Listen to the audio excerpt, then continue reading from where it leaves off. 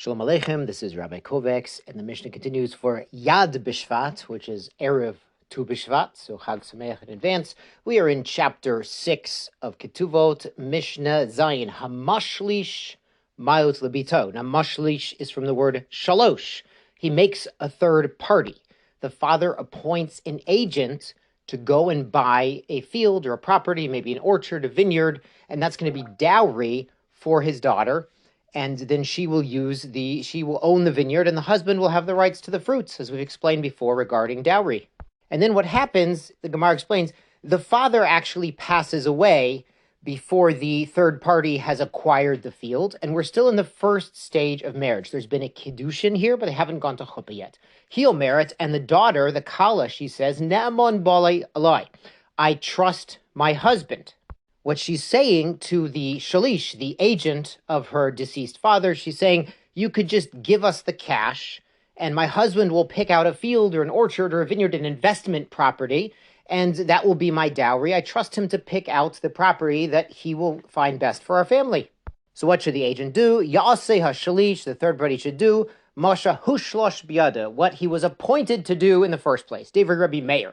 That's according to Rebbe Meir. Rabbi Yossi disagrees. He says, V'chi eina eles sodeh, isn't this just a field? Meaning, if the shalish had already bought just a regular old field, v'hi rotza lemuchra, and the daughter now wants to sell it, harei hi mechura ma'achshav, wouldn't it be sold right now? Meaning, the dowry, the field or the vineyard or whatever this property is, it belongs really to the girl, to the bride. And if she wants to sell it, she could sell it. So Rabbi Yossi's logic is, we might as well give the investment money to the husband for him to buy property for dowry. And again, the bride will own the actual karka, and the husband has the rights to the fruits, the produce from this. We might as well let them do that, let the bride and groom decide, because if he went ahead and bought a field, she could just go ahead and sell it. After all, it's her property. But Madhumar Morim, when does this rule apply? Bigadola. With a girl who's already reached adulthood, aval katana, a younger girl, younger bride, ein maseh katana klum. So the act of a child is meaningless, meaning she can't make this financial claim on the third party to go ahead and give the dowry money to my husband and let him invest it. Mazel tov, let's go on to chapter 7. Hamadir et ishto milhanut lo. Don't try this at home. Someone makes a neder, a vow, an obligation against his wife that she can have no hana, no benefit from him. So now he can't feed her or clothe her. That's a problem.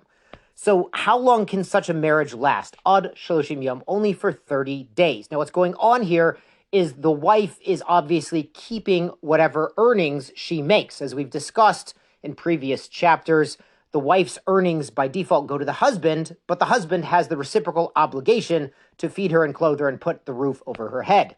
So this neder, this vow the husband's making, it only works in the first place if he's letting her keep all of her income. If he's not, then this neder is actually meaningless because he has a biblical obligation to support the wife. So in such a situation where she's keeping her earnings, but of course, there were other expenses, the dry cleaning and whatever it is, the gas, so she needs a little extra money. So what does the husband need to do? Yomi parnas. He stands up a provider. Now, we don't mean, the Gemara says, he doesn't appoint an agent to give her the extra money. He basically goes to the shuk, he goes where the people are and says, listen, anyone who gives my wife such and such money, they're not going to lose out. And people understand they should give the wife out of their own pocket, and then they'll get reimbursed by the husband, but they're not his official agent, so it's not going against his neder of not having her get benefit from him.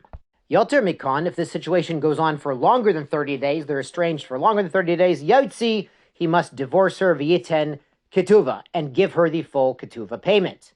Now the Gemara cites a discussion in our sages, if this neder was only 30 days, if it was any longer, this divorce would happen immediately, or if the neder could be any length, we give the husband 30 days to make amends with his wife and get his neder annulled. Go to a chacham, a sage, and have an annulment done to the neder. We'll discuss this in detail, of course, in Masechet Nedarim. Here the Mishnah continues. Rabbi Yehuda Omer, he says there's a chiluk. Be Yisrael, if the husband is a regular Jewish guy, chodesh echad yakayim. This situation could go on for 1 month. Shnayim yotzi v'tin ketuva. If it goes into the second month, he must divorce her and give her the ketuva. Ubekohenet, a Mrs. Kohen.